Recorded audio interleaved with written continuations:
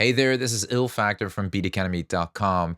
I want to share some music production tips and techniques as I recreate the beat you can hear in NewJeans' Super Shy. So let's dive right in. Now, this track in particular might be a little bit minimal as far as track breakdowns go, but there's a couple cool nuances that I want you to take note of that will go a long way in your workflow as you use them in your tracks. So let me start by playing my recreated version, and then I'll walk you step by step of some of the production process.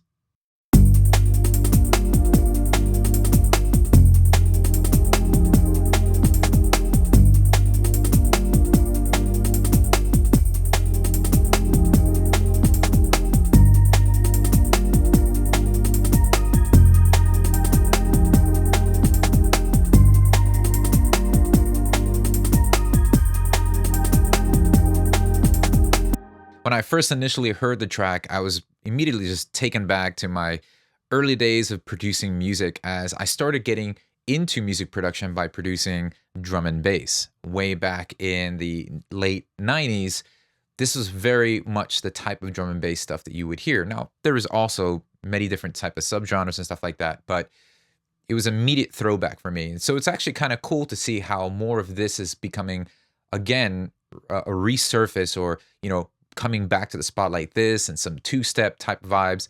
So really cool that it's coming right back into the scene. So with that information, let's head over to the drum. So I have a group here in Ableton Live, a drum bus. I'm going to start with a drum rack loaded with some sounds. So here I have this drum rack loaded with a couple samples we're going to be using. And let's go ahead and take a look at our pattern. So our drum pattern is pretty straightforward.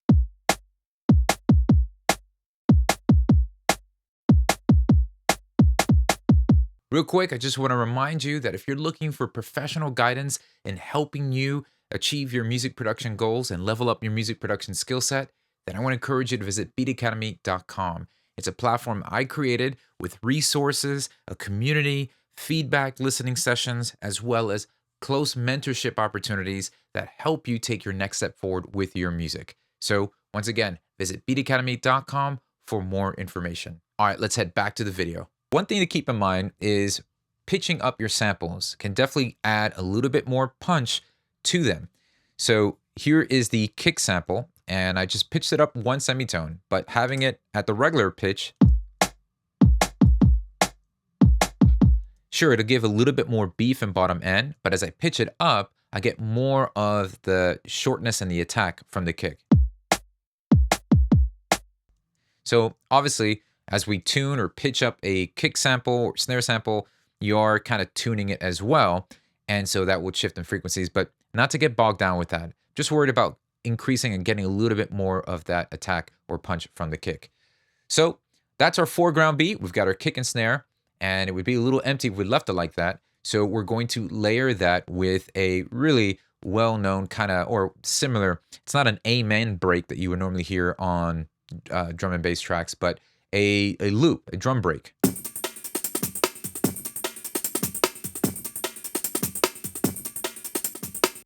Now, what I decided to do was have a compressor on this drum break.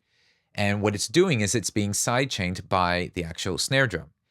What happens is without this, now we've got this layer of the snare drum or the rim knock and this drum loop, and there's a bit of a clash there. So as I listen to the reference, I loved how clear and just cut, how that snare or the rim knock just cut right through. And not that there's anything technically wrong with that, but I just wanted a little bit more space and distance between the drum break sample snare and my snare drum. So what I'm doing is I'm using this compressor here, setting it over to sidechain mode, meaning that the source will cause the drum break to duck. And that source is coming from the drum rack. And as we go here, I'm looking for that snare, which is this sample right here. And we're going to go with post mixer. There's nothing on it, but just choosing that. Now, every time the rim knock or snare drum happens, the drum break will duck. I'll take the compressor off.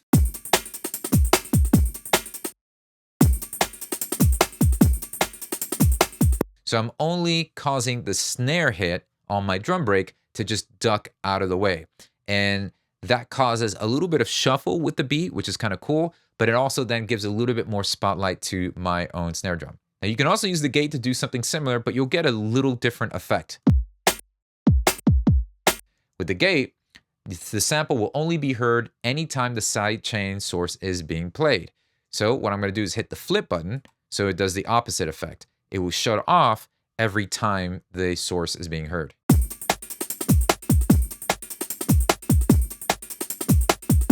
Now, with the gate's a bit too drastic. That's why I decided to go with the sidechain, because I didn't want it to shut off completely. I just wanted to duck slightly.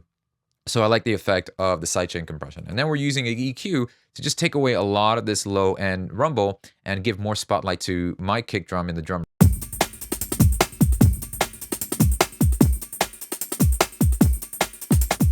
So let me walk you through what I'm doing on the drum bus, because it's important, because it plays a big role in the character of the drum sound. So I'm using a free plugin by Audio Damage called Rough Rider 3. It's a great compressor, but I'm primarily using this for parallel compression. So let me just put the mix at 100% so we can hear what the compressor is doing. My goal here, and the reason why I decided to go with parallel, and sometimes they're like, okay, why did you decide with parallel? Why not just regular compression? Well, I liked the dynamics, and what I'm trying to do is get an even blend. I want the drum break and my kick and snare to feel like it's one glued loop, right? One cohesive loop. But I still have a little bit of control, and I can define a little bit more than just a regular loop. So let's compress it.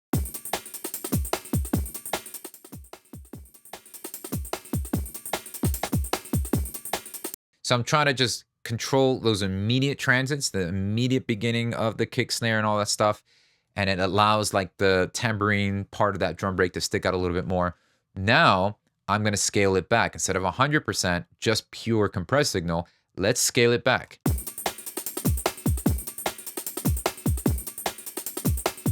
And if you just focus in on that tambourine, it just, when I turn the compressor back on, it feels elevated and it just feels more of a one glued loop. Now, I'm going to be using Ableton Live's Drum Bus plugin, and I'm taking advantage of that transient designer that's on there, because this is what's really going to allow this to become this nice decayed staccato type of loop. So let's put the drum bus on.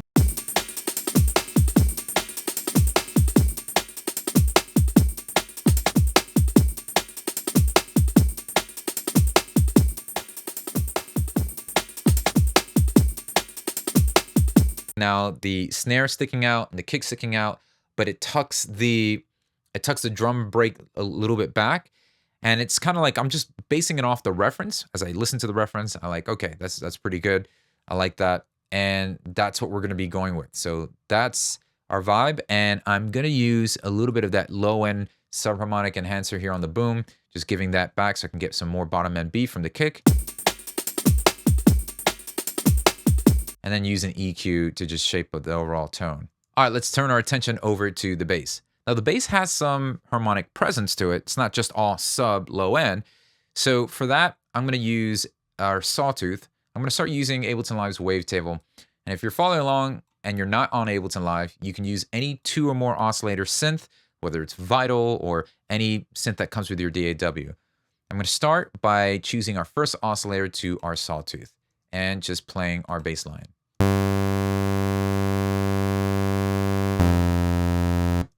Now you heard that overlap. Let's make sure we go from polyphonic to monophonic, and let's bring the cutoff frequency down. And we'll turn our second oscillator on, also put that to a sawtooth, and this will be a whole semitone down, a whole octave lower.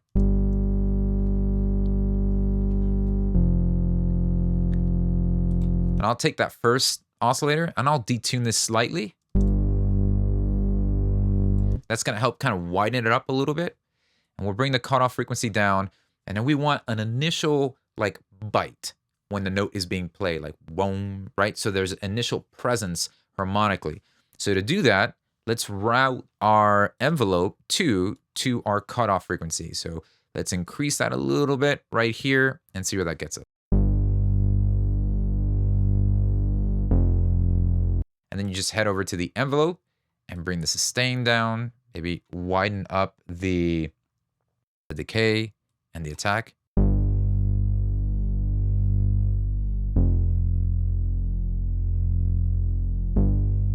and add some filter drive to that as well. So I'll give that a little bit of crunch and maybe just lower that top octave. And if we head to our audio effects here, we'll go to a drive color. Let's add an amp plugin. This does a really great job of just setting it over to the bass tone, bringing the dry and wet a little bit. Yeah, that just gives a nice, some girth back to that bass. So I'll lower this down and put that with the drum.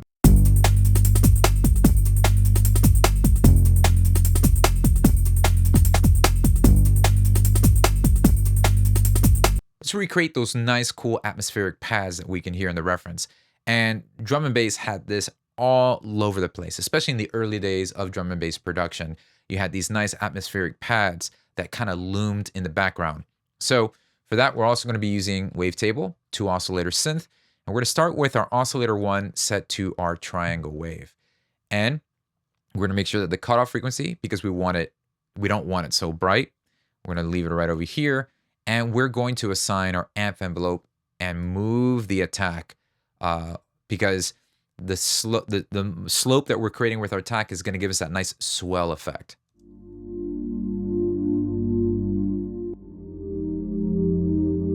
And you want to increase the release as well. I'm making sure to leave this back on polyphonic and because we're playing the chords. And we're going to use some unison here for voices just a little bit because that gives that nice width and chorus type of effect. Now, we want a little bit of shimmer and brightness. So in order to do that, let's enable oscillator 2 and set that over to our sawtooth.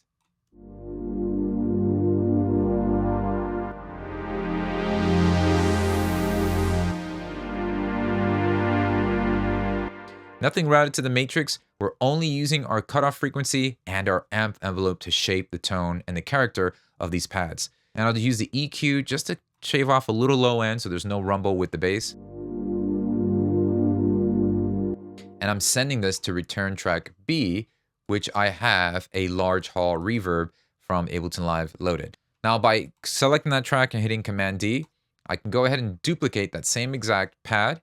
But now what we're going to do is for this duplicated pad, we're actually going to just raise it a whole octave higher. So I went into transpose, went a whole octave higher.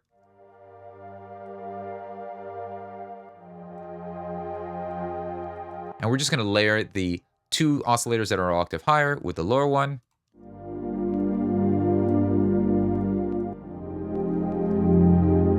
As you can see, shaping the EQ as well, just to change the tone.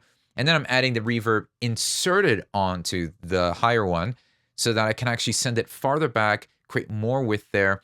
And I'm actually turning the stereo knob full blast to 120 because I want more width from the higher octave pads. Now let's talk about some of those atmospheric bell sounds that we can hear throughout the reference. And this is just a method I like doing to create that type of sound. And it's just a great sound all around that you can use to just create some nice lift and atmosphere sparkle in the background. So this is what it sounds like.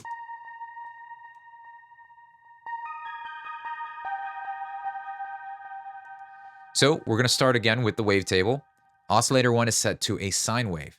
Sine waves are just great to start off at a very high octave. It gets you a lot of that bell type of tone. And this is it just with the sine wave alone.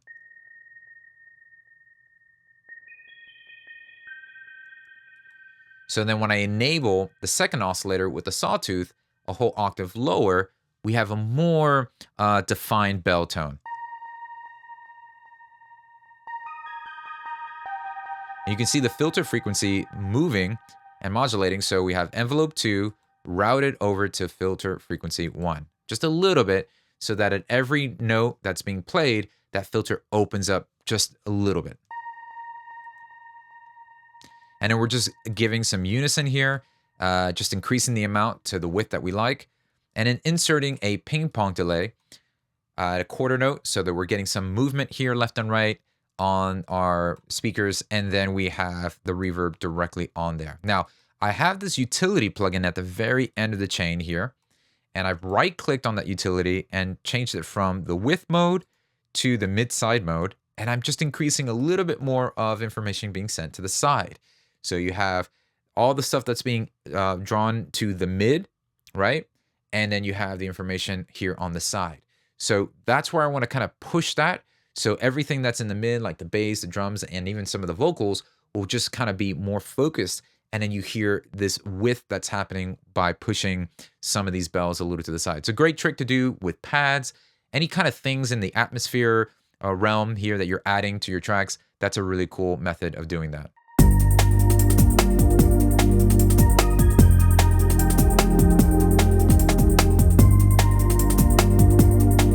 Before we wrap up, there's just one little section where the song kind of breaks down into this Baltimore type of beat, be more beat.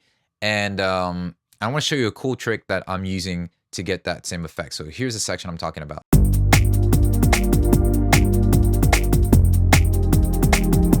So I took that drum break loop that we had, as you can see here, I created another audio track. And what I've done is I've just basically took the first initial hit, copying it over, following my new kick drum pattern. But here's what's important. Once I've created that whole pattern, I want to go ahead and select all of the clips. Just double click that and make sure that I tweak the actual transients. I'll leave it in beat mode and I'm going to set it to just forward. So it plays the transient and then it moves forward there. Doesn't try to reverse it. It's set by default by 100.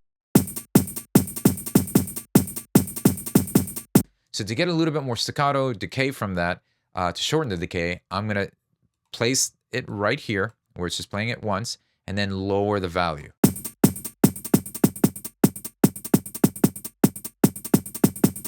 That makes it nice and short. And when I play this alongside with the beat,